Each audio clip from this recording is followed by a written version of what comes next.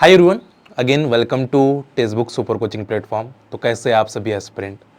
तो बच्चों आने वाला जो दिसंबर का एग्जामिनेशन है, क्या वो दिसंबर में होने वाला है या जनवरी के अंदर वो शिफ्ट हो जाएगा?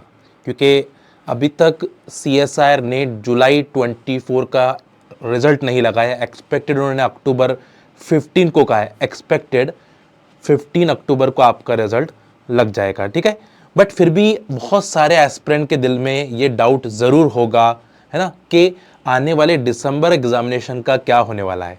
क्या वो सही टाइम पर होगा या फिर वो एक्सटेंड होके जनवरी या फरवरी में चले जाएगा? तो थोड़ा सा एनालाइज करके बताऊंगा, कोई हाइपोथेटिकल बातें मैं नहीं करूँगा यहाँ पे।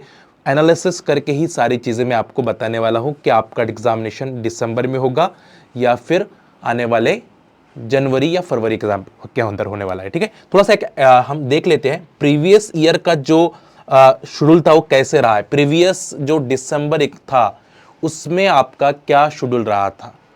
तो अभी चल रहा है अक्टूबर, है ना, अक्टूबर चल रहा है।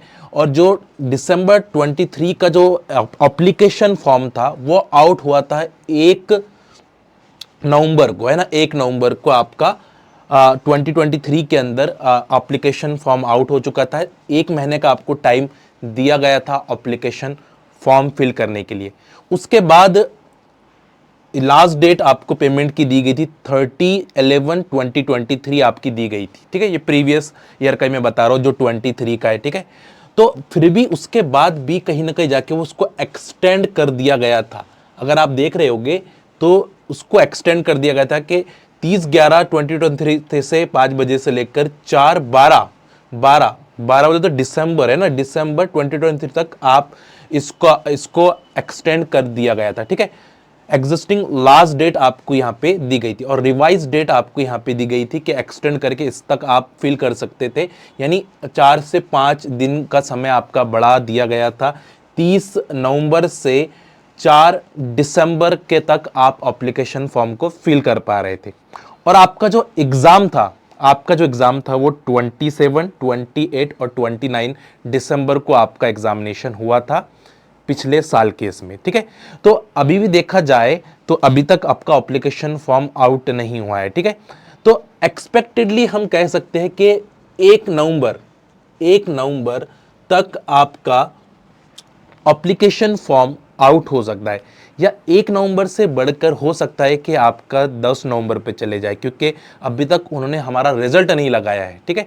और रिजल्ट ना लगने की वजह से हो सकता है कि डेट नवंबर से, क्योंकि आज की जो आ गई है, आज हमारा अक्टूबर बढ़ रहा है, यानी आधा दिन आधा मंथ तो हमारा यहीं पर ही चले गया है, ठीक है।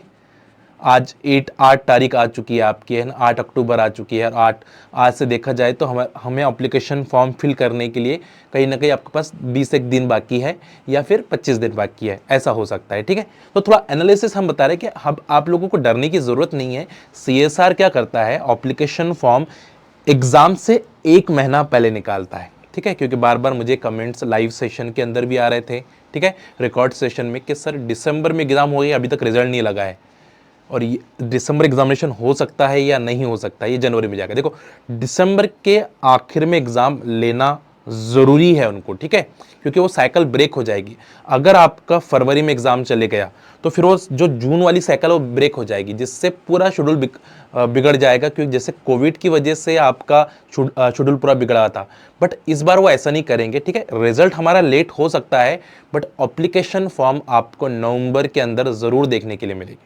अब 1 नवंबर से 10 नवंबर तक के बीच में आपको एप्लीकेशन फॉर्म ज़रूर मिलने वाला है 2024 का, ठीक है। तो दिसंबर 2024 का एप्लीकेशन फॉर्म आपको 1 नवंबर से 10 नवंबर के बीच में मिलेगा।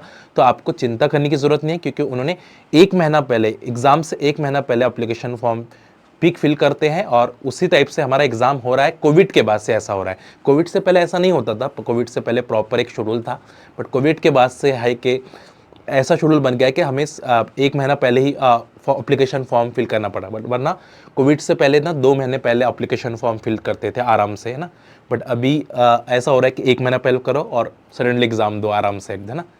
तो ये चीज़ें हो रही है, ठीक है। अब इसको हमको पॉजिटिव लेकर चलना पड़ेगा, क्योंकि प्रिपरेशन छोड़नी नहीं है बच्चों। जब तक आपके नाम के आगे JRF नहीं आता है जूनियर रिसर्च फेलो नहीं आता है, आपको अपनी प्रिपरेशन को नहीं छोड़ना है और प्रिपरेशन करती रहनी है। देखो प्रिपरेशंस आप इसलिए करो, CSR एंड एग्जामिनेशन आप क्वालिफाइड कर जाओगे, ये मेरी गारंटी है, बट प्रिपरेशंस को इस मैनर में सोच के करो कि आप CSR के साथ साथ हमें गेट एग्जामिनेशन में भी रैंक लानी है, TFR एग्जामिनेशन जो दिसंबर के अंदर होने वाला है 10 दिसंबर के आसपास, उसकी भी हमें रैंक अच्छे से लानी है। उसके बाद आपके पास BRC एग्जामिनेशन है, उसके अंदर भी अच्छी रैंक लेकर आनी है। हमें प्रिपरेशन करनी है सीखने के लिए, तो प्रिपरेशंस को कंसिस्टेंसी के साथ करते रहे आप, ठीक है। और क्योंकि चीज़ें आएगी है ना, देखो आपके सराउंडिंग में इन्वायरमेंट बहुत सारा पॉजिटिव भी होगा और निगेटिव भी होगा, ठीक है। निगेटिव बोलने वाले लोग भी आपके पास होंगे, पॉजिटिव बोलने वाले भी लोग आपके पास होंगे, ठीक है। जैसे कि आप, मैंने बोला ना एक कश्ती में है, एक कश्ती है, बहुत बड़ी नाव है ना, और उस कश्ती में एक भी अगर सुराख हो जाता है, कोई भी होल हो जाता है, तो वो कश्ती डूब जाती है। तो सराउंडिंग एनवायरनमेंट से हमें फ़र्क नहीं पड़ना चाहिए, है ना। हमारे अंदर कितनी पॉजिटिविटी है, आपके अंदर अगर पॉजिटिविटी होगी आप आराम से सारे एग्जामिनेशन को निकाल लोगे। बट आपके अंदर एक भी पर्सन ने निगेटिविटी भरना शुरू कर दिया कि तुझसे नहीं होगा, एग्ज़ाम लेट हो रहा है ना, शैतान आपके दिमाग में ये चीज़ डालेगा कि एग्ज़ाम लेट हो रहा है, CSR क्यों दे हम।